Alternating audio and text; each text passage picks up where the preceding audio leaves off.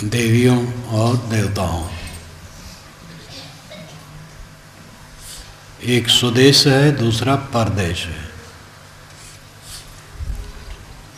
लौकिक दृष्टि से भारत हम लोगों का स्वदेश है और भारत के साथ जुड़ा हुआ नेपाल परदेश है। लेकिन आध्यात्मिक दृष्टि से हम जो कुछ देखते हैं परदेश है और जो देखने वाला है उसका स्वरूप ही स्वदेश है। जहाँ तक हम आँखों से देखते हैं परदेश है, जहाँ तक हम सुनते हैं परदेश है, जहाँ तक छूते हैं, सूंघते हैं, सुनते हैं परदेश है, और जहाँ तक सोचते हैं सब परदेश है। जब देखना, सुनना, छूना, सूंघना, सोचना बंद कर दिया जाता है तब स्वदेश है। गाढ़ी नींद में आप देखते नहीं हैं, सुनते नहीं, सूंघते नहीं, छूते नहीं, चीखते नहीं हैं, सोचते नहीं हैं, उस समय स्वदेश में रहते हैं। लेकिन बोध नहीं है, ये अवस्था से है। नींद खुलती है तो फिर दुख शुरू हो जाता है। स्वदेश में जाने पर फिर दुख नहीं होता है। गाढ़ी नींद के बाद फिर दुख होता है। हम गाढ़ी नींद में जाते हैं, कोई दुख नहीं रहता है। चाहे आदमी कर्जी हो, कर्जदार हो, देवा हो उसको, चाहे असाध्य रोग हो शरीर में, चाहे बहुत घोर अपमान हुआ हो, उसका प्रिय बिछुड़ गया हो, उसकी संपत्ति नष्ट हो गई हो, लेकिन गाढ़ी नींद में जा कर के कोई दुख नहीं, पूरा का पूरा सुखी। लेकिन नींद खुलते ही सब दुख शुरू हो जाता है, क्योंकि यह जो स्वदेश का आगमन है बोधपूर्वक नहीं है, अवस्था से है। जागृत अवस्था नहीं रही, सपना भी नहीं रहा, गाढ़ी नींद में पहुंच गए, कोई क्लेश नहीं, क्योंकि वहाँ कनेक्शन कट गया। सब पांचों ज्ञानेंद्रिय और मन, ये 6 साधन हैं संसार से कनेक्टेड होने का। हम संसार से, विदेश से कैसे जुड़ते हैं? आँख, नाक, कान, जीभ, चाम से और मन से। जब ये सब 6 शांत हो गए तो संसार का संबंध कट जाता है। गाढ़ी नींद में कोई क्लेश नहीं, लेकिन नींद खुली तो फिर क्लेश शुरू। चाहे वो झोपड़ी वाला हो, चाहे महल वाला हो, चाहे विद्वान हो, चाहे विद्वान हो, और चाहे कोई भी हो, सबको क्लेश शुरू। क्यों क्लेश? क्योंकि जो कुछ दिखाई देता है, सुनाई देता है, छूने में, सूंघने में, सुनने में, खाने में आता है, सोचने में आता है, वो सब बदलने वाला है। क्षण क्षण पानी की बुलबुली की तरह बदलता है और उसी में हमारा मन रहता है। इसलिए हमारा मन पीड़ित रहता है, समझ भी नहीं रहती है ये सब छूटने वाला है। देखते तो सब हैं,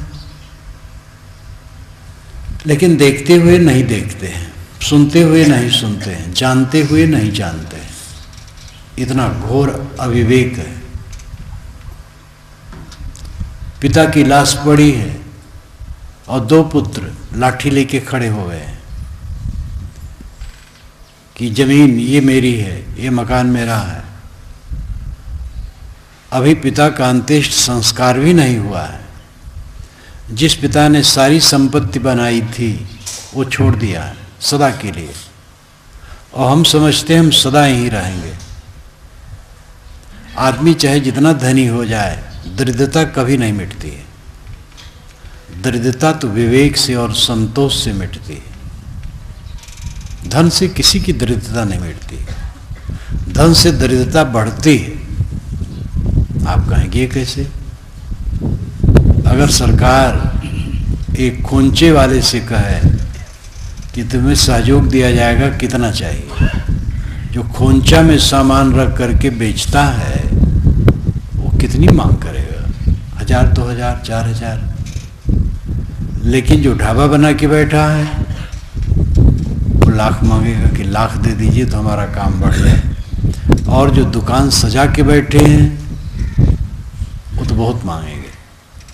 और टाटा बिरला डालमिया से पूछा जाए कि आपको सहयोग देना है, कितना देना पड़ेगा, तो हम लोग तो सोच भी नहीं सकते हैं वो कितना मांगेंगे।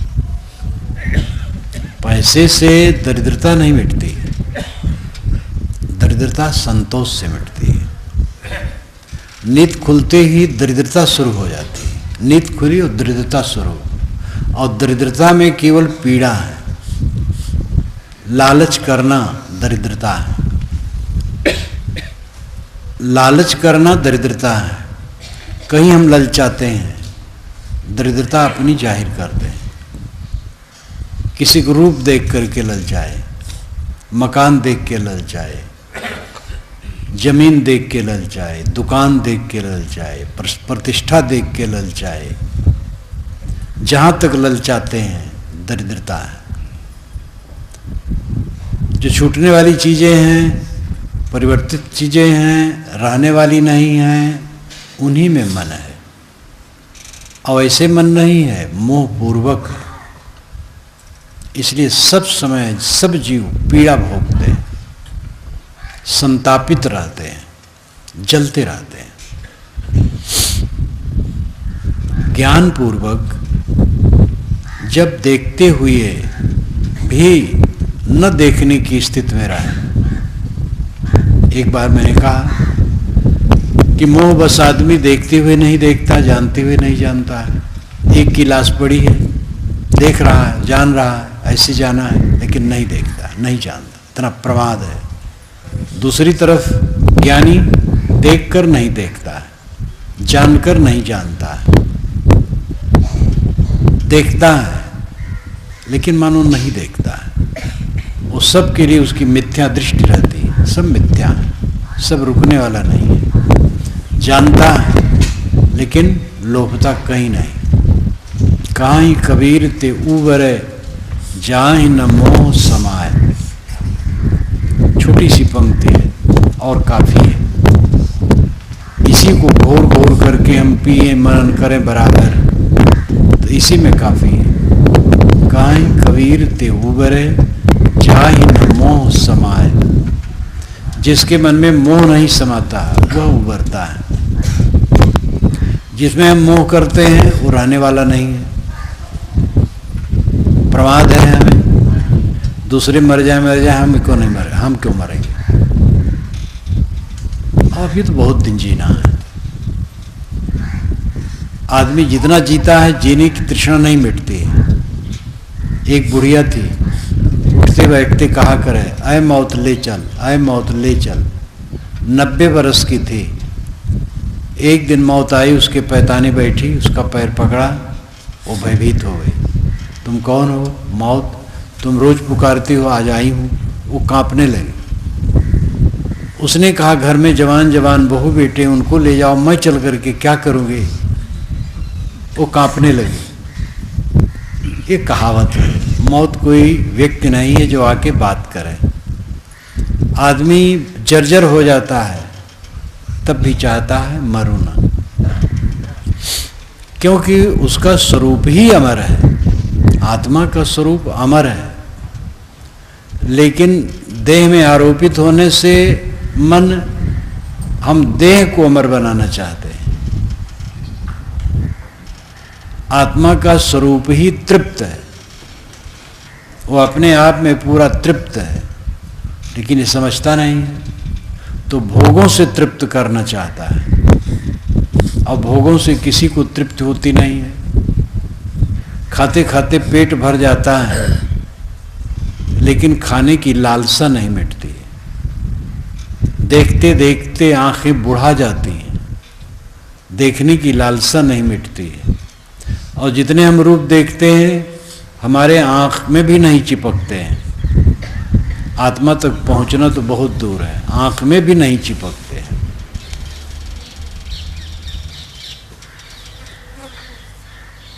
सब दूर ही दूर रह जाते हैं।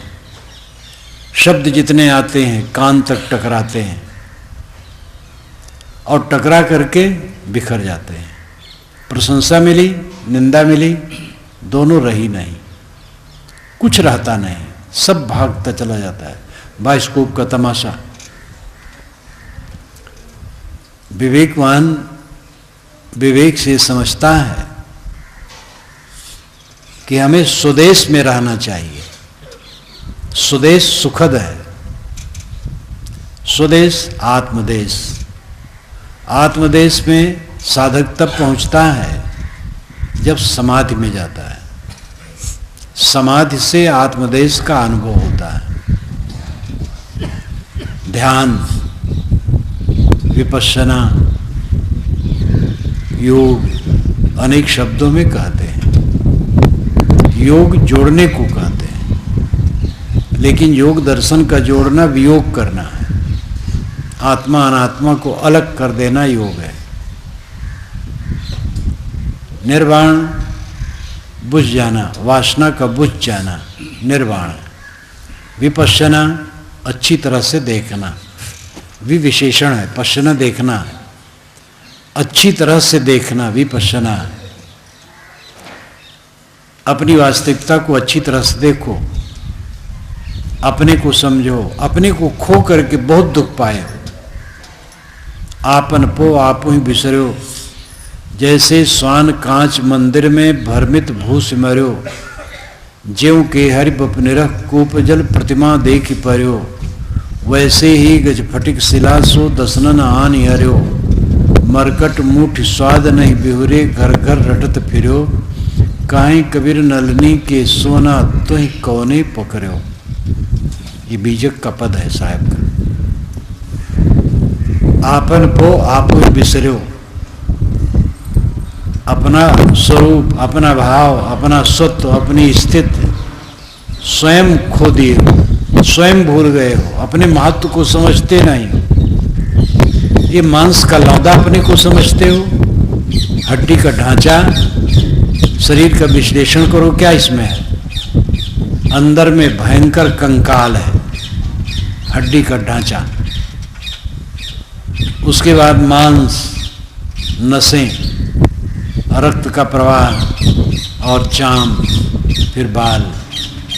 अब अंदर में टट्टी और पेशाब की थैलियां लटकी हैं और अनेक रोगों के इसमें कारण हैं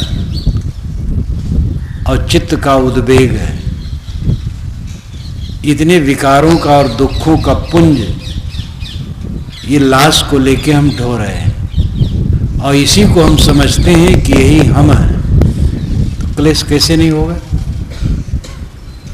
आप ये सब नहीं है, आप शुद्ध बुद्ध चेतन है। चेतन न स्त्री है न पुरुष है, न काला है न गोरा है, न बालक है न वृद्ध है, एक रस है, सदा है, सनातन है।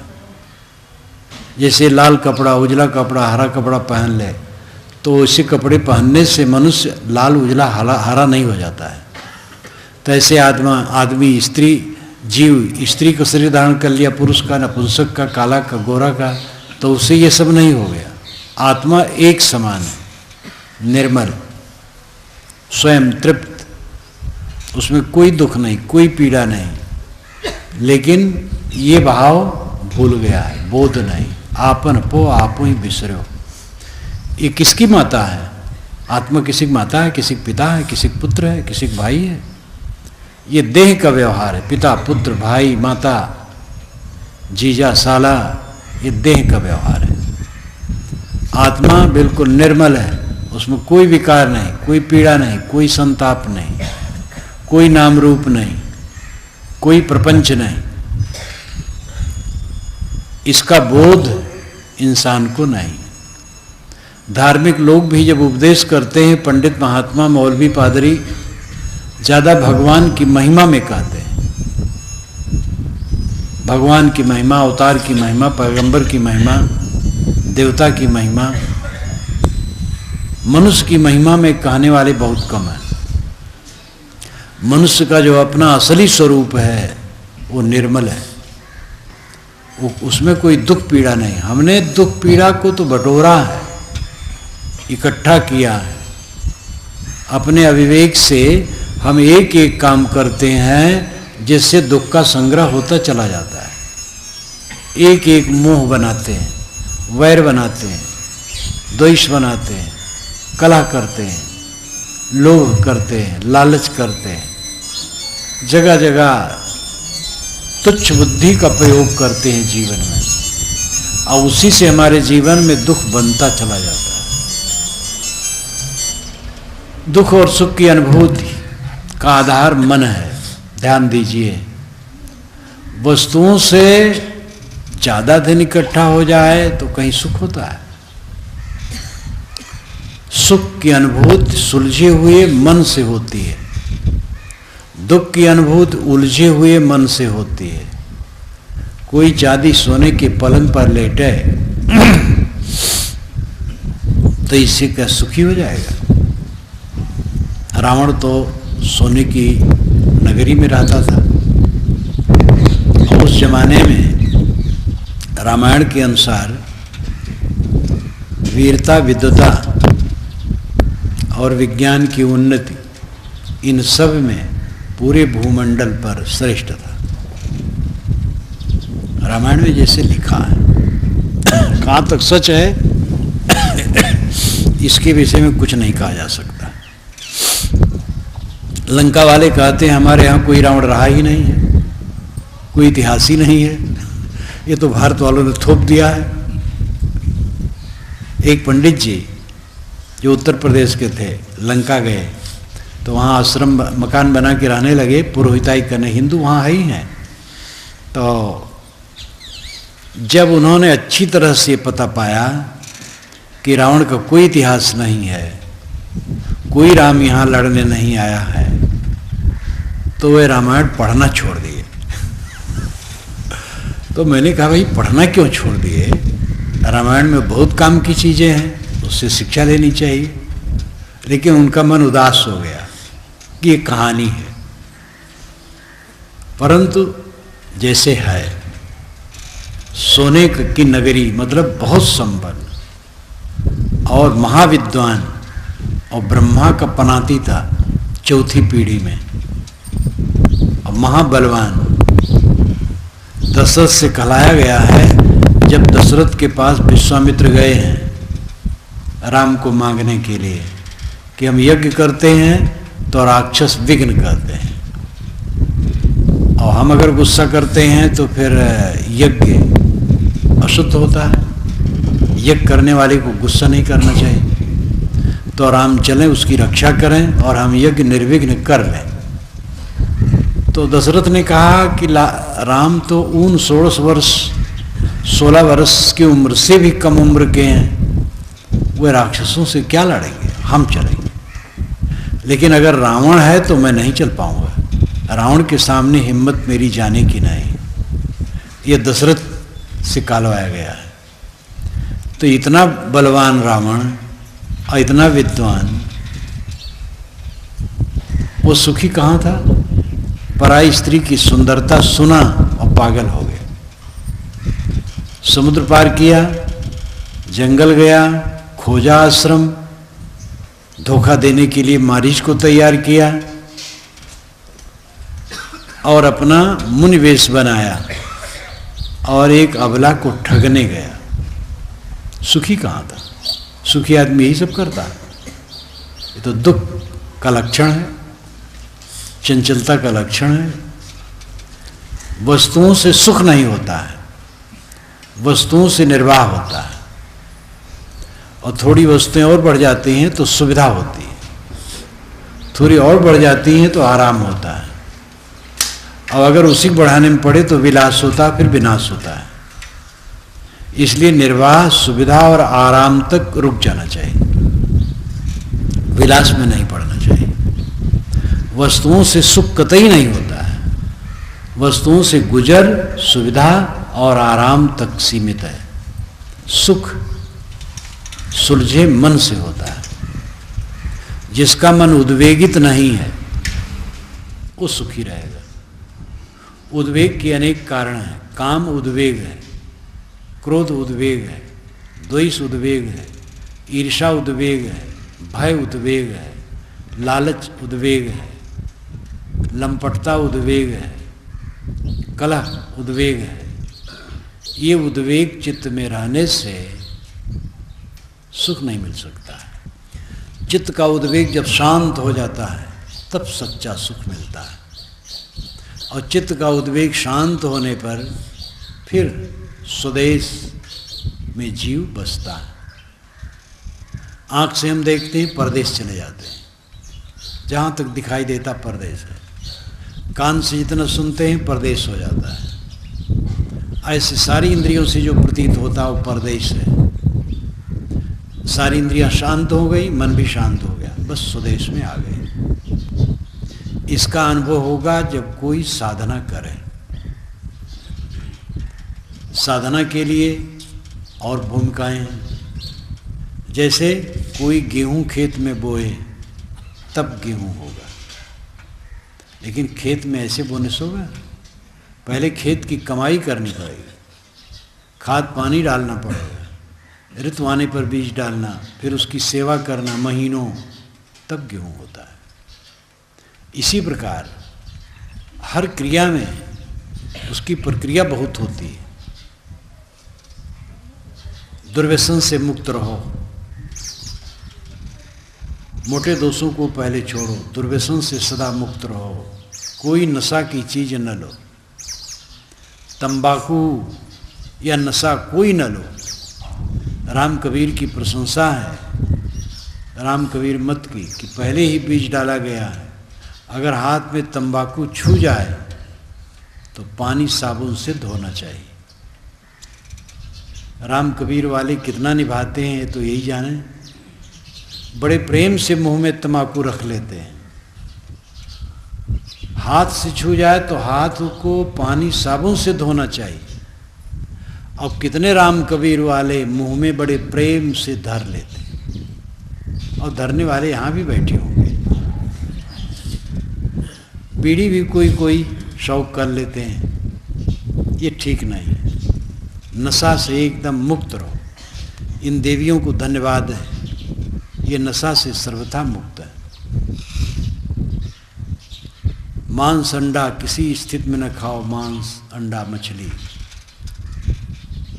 दूसरे के हक को न छीनो, दूसरे को सहयोग करो। चीज़ों को लेकर के लड़ाइयाँ होती हैं, और थोड़ी चीज़ों को लेकर बंटवारा हुआ भाई भाई में, और जमीन के बंटवारे में दरवाजे पर बाड़ी में 4 इंची को लेकर 1 फीट को लेकर के लड़ाई होती है। पूरी संपत्ति एक भाई ले ले, ऐसी बात नहीं। बंटवारे में थोड़ा 9-10 कहीं कहीं हो जाता है, और उसको लेके कलह कर डालते हैं। 1 फीट आप में चला गया, हमारे में चला गया, क्या फर्क पड़ गया? उन्नत तो होती है अपने परिश्रम से। एक पिता के 4 बच्चे हैं, चारों को उसने 2-2 लाख रुपए दे दिए। कुछ दिन में एक के 4 लाख हो गया, और कुछ दिन में एक ने पूरा खा लिया, और कुछ दिन में एक के पास बराबर रहा। ये अपने परिश्रम का परिणाम है, सूझबूझ, प्रारब्ध भी कह सकते हैं।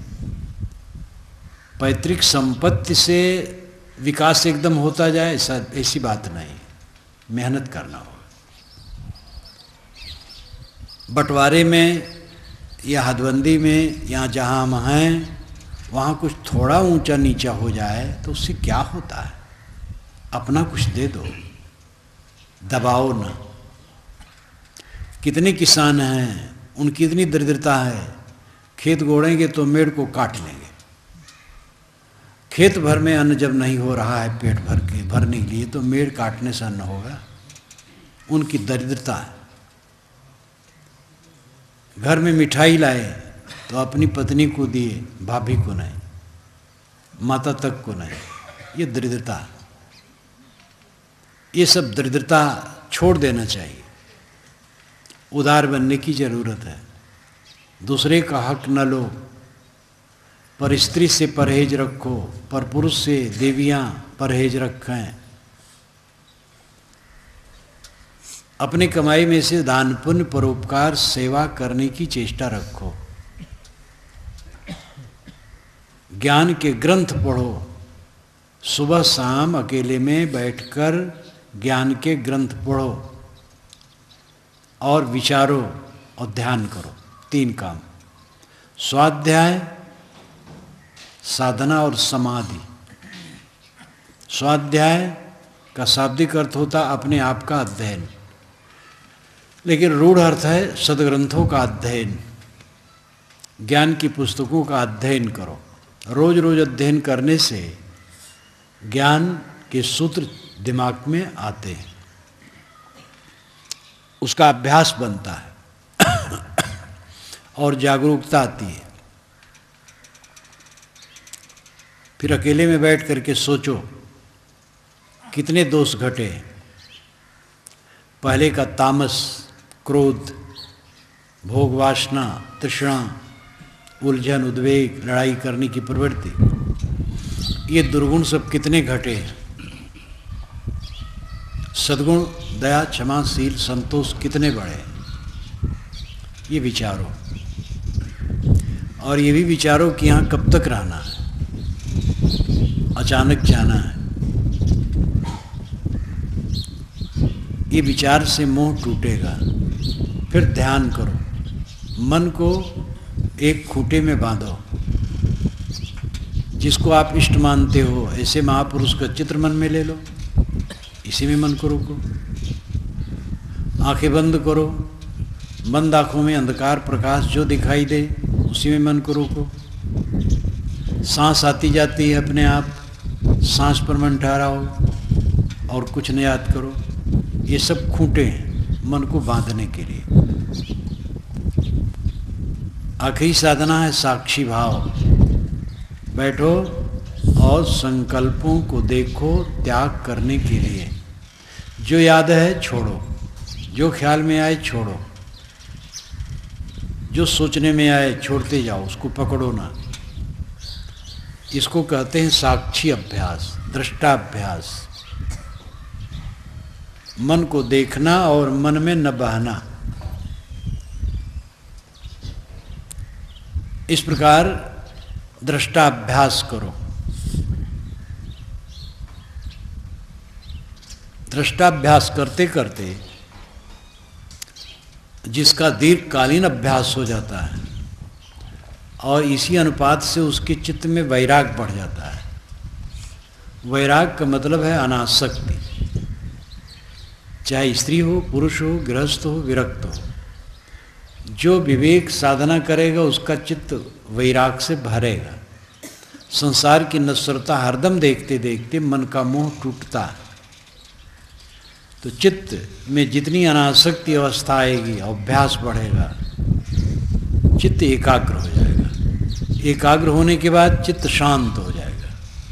एकाग्र का अर्थ है एक अग्र, आगे एक बिंदु में मन रुक गया और आगे चल करके कोई बिंदु नहीं, निराधार शांत हो जाएगा।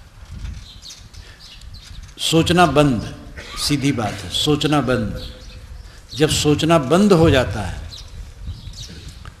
तब ये समाधि कहलाती है। और ऐसी स्थिति में साधक जितना रहता जाता है उतना उसका अमृतत्व बढ़ता चला जाता है। जिसकी ऐसी सुवस्था हो जाती है कि जब चाहे बैठ जाए, लेट जाए, ख्याल करे, मन शांत, कुछ नहीं सोचता, एकदम शांत। ये पूरी सुबह अवस्था है। जब साधक अपने आप में शांत हो जाता है तब स्वदेश में पहुंच जाता है। पहुंचना कहीं थोड़े, चल करके अपने आप रुक गया। बड़ौदा पहुंचने के लिए चलना है और परमात्मा से मिलने के लिए रुकना है। चलने से परमात्मा नहीं मिलेगा, चलने से देश मिलेगा, भिन्न देश भिन्न काल। हर वस्तु देश काल में गति करती है। चलने से भिन्न देश मिलेगा, भिन्न काल मिलेगा। और परमात्मा से देश काल की दूरी नहीं है, न वो दूसरे देश में मिलता है, न दूसरे काल यानी समय में मिलता है। वो इसी देश में और इसी काल में है, इसी समय में है। जहाँ हम बैठे हैं वहीं है, और वो अपना आपा है, अपना स्वरूप है, आत्मा है। आत्मा परमात्मा है, पाना नहीं है, नित्य प्राप्त है। समझ के ठहर जाना,